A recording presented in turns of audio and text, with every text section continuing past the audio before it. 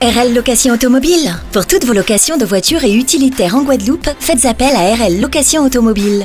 Avec RL Location Automobile, réservez en toute tranquillité 7 jours sur 7, 24 heures sur 24. RL Location vous propose une large gamme de voitures et d'utilitaires au meilleur prix sur le site internet www.rl-location.com. RL Location, c'est aussi l'assistance et la livraison. Pour tout renseignement, contactez-nous au 0590 10 66 87. RL Location Automobile, la location en toute simplicité.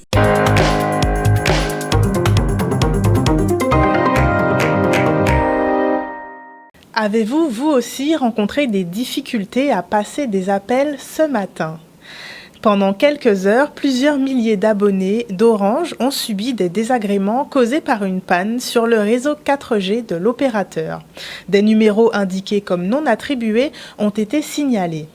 Philippe Roclor, délégué régional d'Orange Antilles-Guyane, nous explique la cause de cette panne informatique et ses répercussions au micro d'Harold Luce et Olivier Félix. Depuis ce matin, nous avons un problème sur le réseau, principalement en Guadeloupe, qui concerne ce qu'on appelle les appels 4G. Donc, ce qui veut donc dire qu'il est possible que quand vous passez un appel, d'ailleurs c'est juste une dégradation, c'est pas pour l'ensemble des clients, il est possible que lorsque vous passez un appel, on vous dise que votre correspondant, le numéro de votre correspondant n'existe pas. Donc, nos équipes sont sur le sujet depuis ce matin. Encore une fois, ce sont principalement les appels 4G. Si vous passez un appel, par exemple, par WhatsApp, ça passera. Ce qui ne passe pas, ce sont simplement les appels de téléphone à téléphone avec ce qu'on appelle de la téléphonie mobile pure. La donnée 4G continue à fonctionner. Ce qu'on peut dire, c'est que ce problème qui est purement technique sera réglé dans le courant de la matinée. Donc sur le coup de midi 13h, les choses devraient rentrer dans l'ordre. Plusieurs dizaines de milliers, bien entendu. Mais voilà, après, encore une fois, ça ne concerne pas l'intégralité du parc client d'Orange sur la Guadeloupe. À Sainte-Anne, les travaux de l'usine de Déhauteur affectent fortement la distribution d'eau potable de plusieurs milliers d'habitants. Face au ras-le-bol des riverains et des professionnels du tourisme, une réunion publique a été organisée hier par les autorités afin de faire le point sur la situation et les mesures prises pour améliorer leur quotidien. Lors de cette réunion, Jean-François Mognotte, sous-préfet de Pointe-à-Pitre, s'est voulu rassurant. Un reportage de Michel Depape. Il fallait absolument éclaircir cette situation pour ces travaux sur l'usine de traitement de Déhauteur. La question, je ne pense pas que tout le monde a des réponses favorables, est satisfait de cette réunion. Mais l'idée, c'est donner l'information nécessaire. Bien, l'objectif a été atteint. L'objectif, il était multiple. Le premier, c'était de permettre d'expliquer à la population les travaux qui sont en cours, des travaux qui occasionnent de nombreux désagréments et tout le monde en est parfaitement conscient. Donc des travaux qui sont en cours à l'usine Déhauteur, des travaux qui vont permettre d'améliorer la qualité de l'eau qui va être délivrée aux habitants de Sainte-Anne, de Saint-François, de la Désirade. Ça, c'était le premier point. D'expliquer aussi comment on va améliorer la quantité d'eau qui va être apportée aux habitants grâce à des changements de canalisation qui vont intervenir dans les semaines qui viennent. Et puis surtout, c'était d'insister sur les mesures palliatives qui sont mises en place depuis le début du chantier, donc depuis le début du mois de janvier, pour expliquer comment on peut essayer de limiter un peu l'impact. On est bien conscient des difficultés, mais de limiter l'impact avec la livraison de bouteilles, enfin d'eau en plastique, et puis la mise en place depuis aujourd'hui de citernes collectives qui vont permettre d'améliorer la situation dans les quartiers qui sont les plus en fin de réseau et qui ont le moins d'eau forcément de par les travaux en cours. Je pense qu'il y a eu quelques mesures palliatives qu'on a mis en place, notamment pour la réparation de 20 km de réseau neuf, pas de rustine, c'est de 20 km de réseau réparé neuf. Donc je pense que c'était utile pour que la population entende ces explications en direct et puis ensuite qu'elle puisse s'exprimer tout simplement, qu'elle fasse part de son ressenti, qu'elle pose des questions légitimes qu'elle peut poser. Et là, elle avait en face d'elle, outre monsieur le maire qui nous accueillait, mais des représentants du SMGEAG, des ingénieurs et qui ont pu expliquer de façon pédagogique ces travaux et l'intérêt de ces travaux qui sont absolument indispensables. Je pense que si chaque commune on arrive à faire ces réparations-là par étapes, d'ici quelques années, on pourra avoir, une eau de qualité et on ne va pas avoir de fuite dans ces réseaux-là. 300 €, c'est l'augmentation dont bénéficient désormais les députés sur l'avance de leurs frais de mandat pour lutter contre l'inflation. Une avance qui s'ajoute à leur rémunération pour couvrir leurs frais de déplacement, d'hébergement ou de location de la permanence parlementaire. L'avance des frais de mandat des députés passe ainsi de 5 645 à 5 950 € par mois, soit une augmentation de 5,4%. En tout et pour tout, la rémunération des élus s'élève à 7 637 € par mois. À l'exception de la France insoumise, qui s'est abstenue, tous les groupes politiques ont soutenu cette décision prise par le bureau, la plus haute instance de l'Assemblée nationale. Michel Depape et Olivier Félix ont interrogé les Guadeloupéens pour recueillir leur avis sur cette annonce. Alors, eux, la vie est chère pour eux et pour nous, c'est pas cher en fait, c'est ça. C'est pas normal. Non, c'est pas normal. Pas d'accord du tout. Parce que s'il le faut que nous aussi, le petit augmente dans notre sens. Alors pourquoi seulement pour eux? Parce que la vie est chère pour tout le monde. Les prix augmentés. En fait, c'est pas qu'eux en fait, qui souffrent de l'augmentation des prix. Hein. Surtout maintenant, pour avoir une augmentation, c'est très compliqué. Vous savez comment que ça se passe, hein? Non, vous savez comment que ça se passe chez les grands, tout est grand. Hein? C'est voilà. Nous, on n'a rien à dire, on constate. On va penser que c'est du foutage de gueule, hein? Parce que la vie est chère, mais on ne va pas penser que c'est eux qui ont senti. On va plutôt penser que c'est nous qui avons senti. Regardez là, si tu fais des petites commissions là, on a déjà payé au moins 300 € là. Donc 300 € au mois de janvier, et au Japon, de janvier, c'est un mois et pas fin même. Donc, il faut y doser quand même, il faut y faire doucement. Mais bon, quand on a chez Marie, c'est pour battre, donc nos règles, c'est pour des manœuvres quand même. Bien sûr, l'inflation, c'est pour tout le monde, hein, ça ne touche pas qu'un seul corps de métier. Donc, il faudrait suivre s'il faut augmenter de 300 € pour eux. Bon, c'est pour toute la population. Waouh! Et nous, au SMIC, on nous augmente de 2 €, 3 €. Qu'est-ce qu'ils font pour nous? Ça se posait beaucoup de questions, ça. Point d'interrogation. Ce serait bien que tout le monde, tous les travailleurs, toutes les personnes qui perçoivent un salaire soient aussi augmentés de 300 €, puisqu'on vit exactement les mêmes choses concernant l'augmentation de la vie chère. Donc ce serait bien que tout le monde soit au même niveau. Je ne suis pas contre, hein, mais il faut réactualiser aussi pour les autres. Que bientôt ils vont nous faire une augmentation de 3 000 €? J'en pense qu'ils abusent. Qu'ils abusent beaucoup, les députés, là. Et que, voilà, on devrait nous les avoir, ces 300 €. En vrai, ils auraient dû avoir une réduction. Une réduction, parce que je pense qu'ils ont trop d'argent pour ce qu'ils font, c'est-à-dire rien. Comment prendre en compte et faire exercer les droits, libertés et l'autodétermination des jeunes en situation de handicap? Dans le cadre de la Journée internationale de l'éducation et du dispositif Carte Blanche, le Centre de ressources Observatoire des inadaptations et des handicaps a organisé une rencontre à destination des professionnels éducatifs du secteur social et médico-social. Sur le thème des droits, libertés et l'autodétermination des jeunes, la manifestation visait à répondre aux problématiques liées aux pratiques professionnelles quotidiennes. Un reportage signé Michel Depape. Nous sommes là aujourd'hui parce que nous organisons dans le cadre d'un dispositif qui s'appelle Carte Blanche. C'est un dispositif qui permet à des professionnels de choisir une thématique sur laquelle ils veulent travailler, pour qu'ils puissent améliorer leur accompagnement auprès des personnes, notamment des personnes en situation de handicap.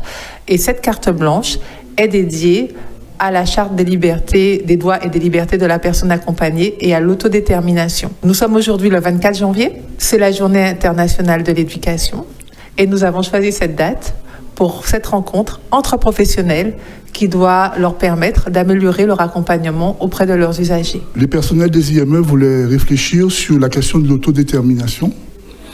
Et comme elle est introduite par la Charte des droits, des personnes accompagnées, j'intervenais pour les éclairer sur le lien qu'il y a entre cette charte et la question de l'autodétermination qui arrive maintenant dans les établissements médico-sociaux. Nous avons saisi l'opportunité de l'existence du dispositif Carte Blanche au niveau du CROIH parce qu'effectivement, il y a nécessité de soutenir la réflexion des professionnels autour des nouvelles problématiques. Et on a souvent tendance à balayer le passé un peu parce que voilà, il y a du nouveau qui arrive. Cette opportunité-là de la carte blanche, c'est vraiment l'occasion de revenir sur des fondamentaux du travail social à travers la Charte des droits et libertés de la personne accueillie pour faire le lien avec des notions qui sont apparemment plus récentes, mais rattachées à nos fondamentaux. C'est-à-dire que dans la pratique routinière, on peut arriver à négliger le droit des personnes accueillies. Et en fait, il est important que les équipes de direction et leur personnel aient cette question-là chevillée au cours de leur pratique quotidienne et qu'à partir de ça, que les actes qui se développent à l'intérieur soient des actes bien traitants et qui respectent les droits des personnes parce qu'aujourd'hui, l'autodétermination conduit à interroger les personnes de plus en plus pour qu'elles s'autodéterminent sur ce qu'elles ont envie de faire. Et il y a des méthodologies pour le faire aujourd'hui, pour que l'accompagnement qui va se mettre en place tienne compte à la fois de leurs attentes et de leurs besoins pour leur permettre de s'autodéterminer. Ce soir, nous recevons Annick Solvar, présidente des Premières de Guadeloupe, l'incubateur pour entrepreneuses innovantes. Bonsoir Madame Solvar et bienvenue. Bonsoir. Alors, les Premières, donc c'est un réseau d'incubateurs qui offre un accompagnement personnalisé aux femmes désireuses d'entreprendre dans les Outre-mer et en Hexagone. Et aujourd'hui, vous êtes là pour nous parler d'un appel à candidature qui sera donc lancé pour les Premières Guadeloupe. Oui, en effet, nous avons lancé notre appel à candidature pour la 2e année avec le partenariat renouvelé de BPI France, BPI Création, plus exactement. Donc, nous poursuivons notre programme de service de l'entrepreneuriat des quartiers. Surtout, ça s'adresse aux femmes des quartiers prioritaires ou des équipes mixtes. Pas uniquement les femmes, on peut avoir aussi des équipes mixtes. Alors, nous avons 2 programmes. Un programme accélérateur d'émergence, c'est qu'on va passer, on a 6 mois pour passer de l'idée au projet, et accélérateur de création où on va pérenniser l'entreprise, vérifier et véritablement lancer l'entreprise, aller rechercher les financements qu'il faut, et ce programme-là est sur 1 an. Très bien. Voilà. Et quelles candidatures sont retenues dans le cadre de ces projets ? Tout projet est accepté à partir du moment que nous allons avoir un comité de sélection le 30 janvier et tout projet, à partir du moment qu'il est reconnu viable et qu'on a du potentialité, il n'y a pas de catégorie de projet, puisque nous accompagnons depuis celles qui sont ingénieurs jusqu'à la fleuriste, le boulanger, etc. Donc on n'a pas de critères particuliers. Dès qu'on a un projet, on veut se lancer, il faut oser et venir nous voir. Donc alors on a prolongé cet appel à candidature jusqu'à dimanche 28. On peut encore s'inscrire en nous appelant ou en nous envoyant un mail, les premières de Guadeloupe @gmail.com, ou encore en appelant au 06 90 47 46 87 et on vous enverra un lien pour pouvoir vous inscrire et poser votre candidature. Très bien. Alors, donc, vous avez effectivement précisé qu'il n'y avait pas de conditions pour le dépôt d'un dossier. Donc, toutes les femmes qui sont désireuses d'entreprendre ou qui sont déjà dans un projet d'entreprise, en équipe mixte ou non, peuvent déposer leur candidature. Alors, ce programme s'adresse, il est gratuit en particulier pour les femmes qui sont issues des quartiers prioritaires. Donc nous avons sur Cap Excellence, nous avons sur les Abîmes et sur Prêt-à-Pit des quartiers prioritaires, mais aussi le Moule, nous avons Sainte-Rose, nous avons le Sud Basse-Terre, dans l'occurrence Cap-Esther, et une partie de Baïf et Pointe-à-Pitre. Donc, ces femmes qui sont dans ces quartiers ont la gratuité de leur accompagnement. Les autres, peuvent s'inscrire et nous les accompagnons aussi, mais pas gratuitement. Voilà. Très bien. Voilà. Donc, vous le rappelez, donc c'est un projet soit d'accompagnement de 6 mois ou d'1 an, c'est bien ça ? Voilà, c'est ça. Donc, si on en est qu'à l'idée, L'accompagnement, ça s'appelle accélérateur d'émergence et il dure 6 mois pour passer justement de cette idée à un véritable projet avec un business plan qu'on pourra présenter par la suite pour pouvoir développer son entreprise. Maintenant, on a un autre projet, un autre programme qui dure 1 an. Ce programme s'adresse surtout aux personnes qui sont déjà un peu plus avancées, qui ont déjà un business plan ou qui ont créé il y a moins d'1 an. Et qui veulent lancer et qui veulent démarrer et aussi avoir une plus grande envergure par rapport à leur projet. Très bien. Et donc, les candidatures sont ouvertes jusqu'à dimanche. Voilà. Vous pouvez contacter les premières de Guadeloupe par mail ou par téléphone. Voilà, exactement. Merci infiniment, Madame Solvar. Je vous remercie. Et nous poursuivons ce JT. Pour représenter dignement la Guadeloupe et sa richesse culinaire, plusieurs artisans et des apprentis de l'URMA s'envolent pour le Salon de la gastronomie des Outre-mer. Pour la 9e édition du Sagasdom qui se tiendra du 26 au 28 janvier à la porte de Versailles de Paris, ils se tiendront aux côtés de chefs guadeloupéens dont la chef renommée Babette de Rosière, porteuse du concours Trophée Babette. Un reportage de Michel Depape. Nous avons 5 artisans qui ont exposé à Sagasdom, donc Salon de la gastronomie à Port de Versailles. Et puis nous avons aussi 5 apprentis qui ont accompagné parce que nous avec des grands chefs qui en bas là, qui mettaient en évidence ce savoir-faire en nous, et notamment pour les jeunes, pour montrer que les jeunes là aussi, la relève est assurée et que la chaîne de métier aussi, qui a porté pour montrer ces jeunes là d'autres bitins qui sont sur le territoire. Donc ils ont confronté le monde national et international aussi, puis on voit que nous avons monté en gamme, nous avons monté en compétence et la chaîne de métier à côté à eux. C'est important puisqu'ici on a une culture qui est très riche, on a de beaux produits, donc c'est vraiment avec plaisir qu'on part sur ce stand afin de faire valoir tout notre savoir-faire et montrer qu'on a de belles choses en Guadeloupe, faire goûter, etc. Donc j'y tiens vraiment. Je pars en fait pour présenter les confiseries traditionnelles. Donc pour faire connaître, faire découvrir, faire retrouver les confiseries traditionnelles pour le salon Sagasdom. On va essayer de représenter la Guadeloupe au niveau de la vanille qu'on produit localement, avec nos spécificités. Donc je produis de la vanille type planifolia, variété planifolia, et aussi de la vanille variété pompona. La vanille pompona qui est une vanille endémique de la Guadeloupe. Et je suis bien content de pouvoir la montrer lors de ce salon-là. Actuellement en BP, donc en plus de la cuisine, c'est vraiment l'art de la cuisine. Donc on apprend à faire de beaux dressages, on apprend aussi à gérer une entreprise, vraiment pouvoir être les futurs entrepreneurs de demain, ouvrir des restaurants, etc. On va essayer de faire en sorte que la chambre est reconnue, notamment en Guadeloupe, mais aussi dans l'Hexagone. Donc nous nions savoir-faire et nous nions aussi des talents. Donc nous allons essayer de mettre ça en exergue et aller participer à des concours, à des manifestations, à des promotions sur le territoire national pour nous faire montrer le savoir-faire en nous. Donc parce que aujourd'hui-là, nous avons un véritable savoir-faire puisque nous voyons des chefs guadeloupéens qui sont installés même sur les Champs-Élysées. Donc nous sommes contents et nous fiers de ça.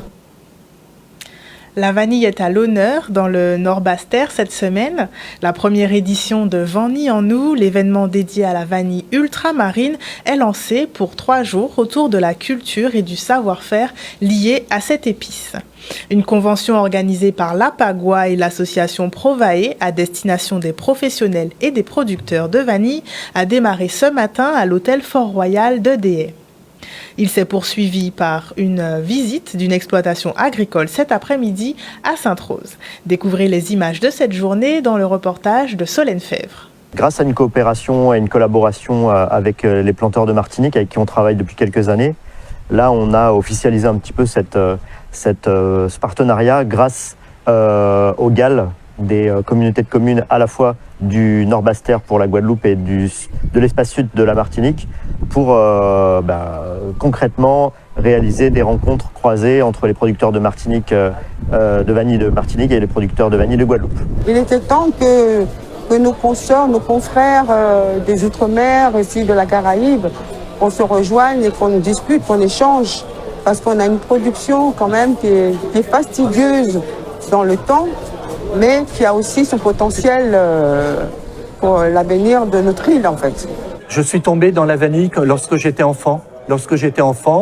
Ma maman me mettait sur une chaise et je tournais le bâton en bois pour préparer la crème anglaise pour faire de la glace à la vanille. C'est une passion qui est venue et qui s'est amplifiée au début des années 2000, lorsque j'ai pu, avec Paul Lu, l'ancien directeur de l'Orédéadome, faire entrer les vanilles françaises au concours général agricole. On s'aperçoit qu'on a quand même des vanilles de très très bonne qualité. Et puis il y a des gens qui s'en rappellent, puisque quand on regarde un peu dans l'histoire, on s'aperçoit que les épices de Guadeloupe, elles étaient plutôt reconnues. Et le peu qu'on est en train de faire aujourd'hui en termes de production se retrouve d'une extrêmement bonne qualité. Voilà, on a été, comme moi personnellement du coup, j'ai été au concours général agricole en 2020. On a ramené une médaille d'or et là on s'est dit, mais voilà, en tous les cas pour le territoire de la Guadeloupe, c'est finalement notre vanille elle est de très bonne qualité, puisqu'on avait gagné devant la Réunion, devant Mayotte, qui d'habitude sont plutôt les leaders sur la qualité du produit. Nous avons la chance, avec l'ensemble des vanilles françaises, de bénéficier du travail de nos ancêtres. En 7 à 8 générations, nous avons en fait diffusé la vanille à travers le monde. Et de 1900 à 1960, nous avons eu le monopole de la production et de la commercialisation au niveau mondial. La vanille, elle n'est pas des moindres. C'est un fruit qui peut nous apporter beaucoup au niveau culinaire, médical et cosmétique. Surtout, on n'a pas encore exploré le côté médical, mais c'est quelque chose de très, très, très, très, très profitable pour la médecine. Voilà, notre constat, c'est quand même de dire, aujourd'hui, la demande, elle est plus forte que la production locale. Donc, du coup, allons-y, quoi. Et on n'est pas en concurrence. On n'est même pas en concurrence avec les producteurs des autres territoires d'outre-mer. Oui, on est en concurrence avec les vanilles étrangères, mais pas avec les vanilles dites françaises, du coup, qui sortent de nos territoires des outre-mer. Donc là, ce qui est intéressant pour les agriculteurs qui viennent et qui voudraient se diversifier, ou les jeunes qui ont des projets d'installation sur la vanille, c'est de se dire que pour le moment, il y a peu de crainte et c'est plutôt enthousiasmant parce que la demande elle est plutôt forte. Et puis en plus, plus notre vanille est réputée, plus on l'exporte. Discipline encore peu médiatisée mais très physique, l'aviron indoor fait des adeptes auprès des collégiens de Guadeloupe. Les élèves du collège Félix Eboué de Petit-Bourg se préparent pour le championnat de France scolaire d'aviron indoor porté par l'UNSS, l'Union nationale du sport scolaire. Après plusieurs mois de préparation intense, 8 jeunes prendront bientôt le départ pour l'Hexagone, bien ambitieux de remporter la compétition. Un reportage de Maxime Morel.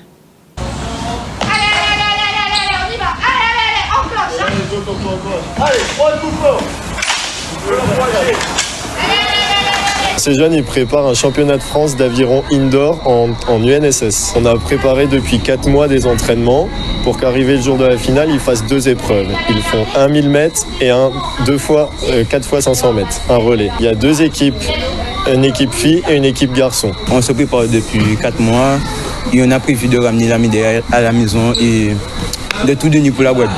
Beaucoup d'entraînement. Ces derniers temps, c'était un peu dur, mais on va y arriver. C'est surtout le mental. Il faut avoir le mental. Nous sommes fiers d'avoir nos jeunes de Petit-Bourg, nos très jeunes de Petit-Bourg, des collégiens qui vont représenter la Guadeloupe à l'occasion de ce championnat national. Nous comptons sur eux, nous espérons qu'ils nous reviennent avec des médailles, mais nous savons que rien que leur participation est déjà une belle victoire. C'est bien la première fois qu'une équipe guadeloupéenne représente la Guadeloupe à cette compétition UNSS. C'est une fierté, je suis fier de pouvoir emmener ces gamins à Paris. Pour beaucoup, c'est la première fois qu'ils vont à Paris, qu'ils vont découvrir ça. C'est vraiment une expérience unique et j'espère qu'ils vont prendre du plaisir.